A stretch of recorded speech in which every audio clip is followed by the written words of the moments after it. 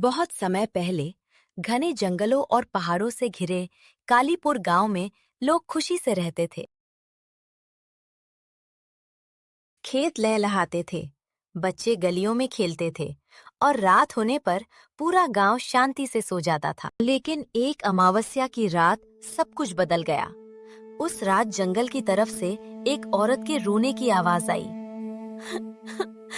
पहले लोगों ने सोचा कि कोई रास्ता भटक गया होगा, लेकिन अगले दिन गांव का एक आदमी अपने घर के पीछे मृत मिला। उसके चेहरे पर ऐसा भय था जैसे उसने कोई भयानक चीज देख ली हो। पूरा गांव डर गया। मैंने कल रात वो रोने की आवाज सुनी थी। मैंने भी सुनी थी। ऐसा लग रहा था जैसे कोई औरत दर्द में चीख रही हो। सभी लोग सावधान रहें, रात में कोई भी घर से बाहर नहीं निकलेगा। लेकिन मौत का सिलसिला नहीं रुका। हर रात 12 बजे जंगल से रोने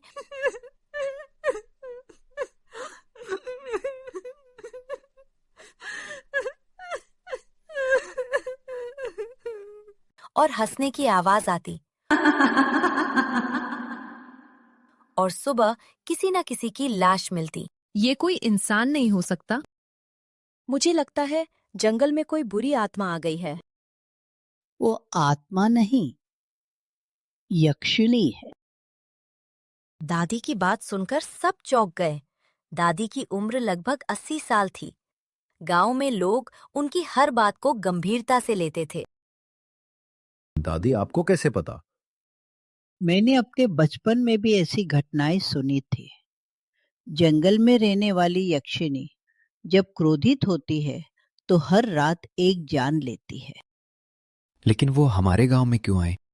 इसका जवाब जंगल में छिपा है। उसी रात गांव का एक युवक मोहन बहादुरी दिखाने के लिए जंगल में चला गया। उसके हाथ में लालटेन थी। वो धीरे धीरे जंगल के अंदर बढ़ रहा था।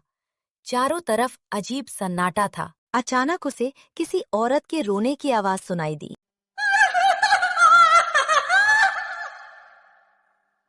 कौन है वहाँ? कोई जवाब नहीं आया। अगर कोई मुसीबत में है तो सामने आओ। तभी रोने की आवाज हंसी में बदल गई।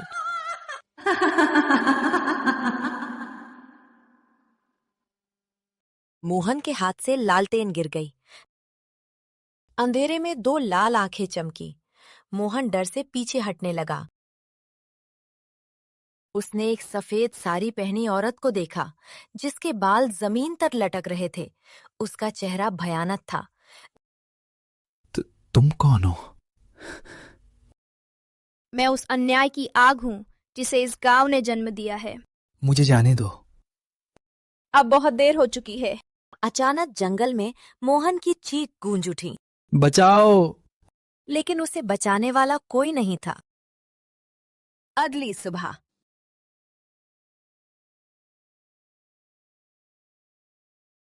जंगल के किनारे मिली। गांव में मातम छा गया।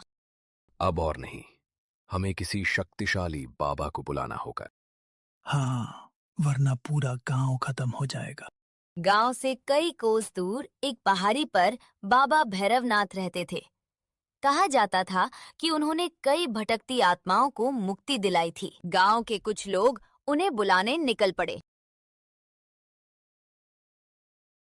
3 दिन बाद बाबा कालीपुर पहुंचे।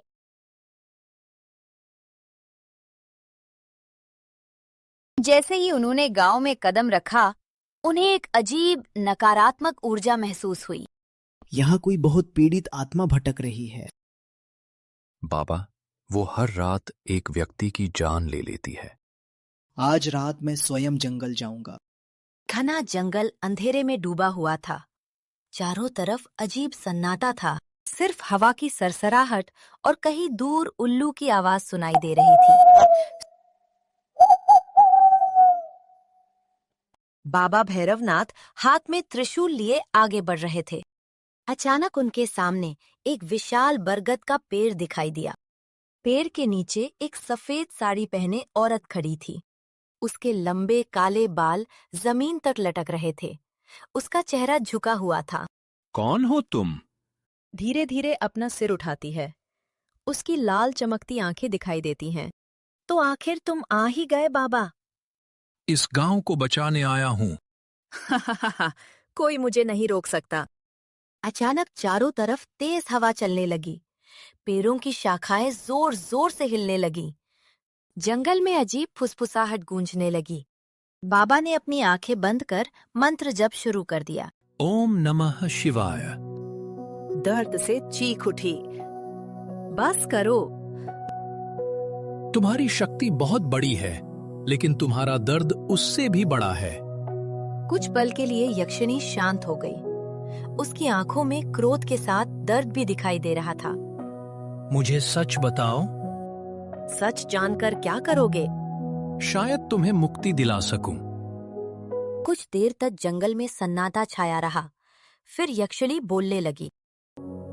मेरा नाम राधा था। राधा? हाँ, मैं इसी गांव में रहती थी। यक्षिणी की आवाज धीरे धीरे दुख से भर गई। उसके सामने अतीत की यादें उभरने लगी। कई साल पहले राधा गांव की सबसे दयालु लड़की थी। वो गरीबों की मदद करती थी, बीमार लोगों की सेवा करती थी। लेकिन गांव के कुछ लालची लोगों को उसकी लोकप्रियता पसंद नहीं थी। एक दिन गांव के जमींदार का कीमती हार गायब हो गया। हार राधा ने चुराया है।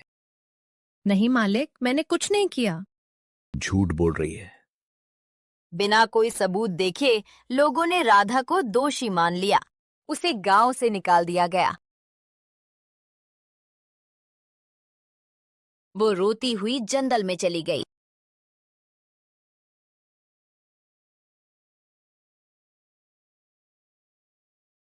लेकिन कुछ क्रूर लोग उसके पीछे भी पहुंच गए।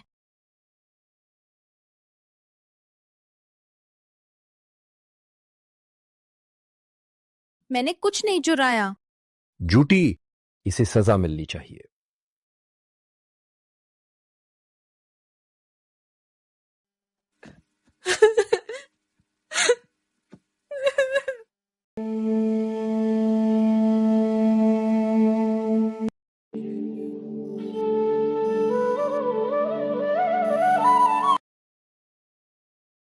उस रात जंगल में राधा की मौत हो गई।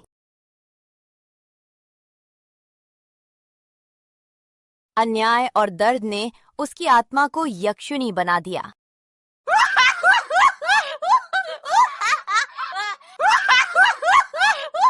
अगली सुबह बाबा ने पूरे गांव की सभा बुलाई। बाबा, क्या पता चला? तुम्हारे गांव ने वर्षों पहले एक बहुत बड़ा अन्याय किया था। गांव वाले हैरान रह गए। राधा निर्दोष थी। ये सुनकर कई बुजुर्गों के चेहरे उतर गए। उन्हें पुरानी बातें याद आने लगी। बाबा सच कह रहे हैं। क्या? राधा निर्दोष थी। असली चोर कोई और था। पूरे गांव में सन्नाटा छा गया। लोग शर्म से सिर झुकाने लगे। लेकिन उसी समय अचानक आसमान में काले बादल छा गए।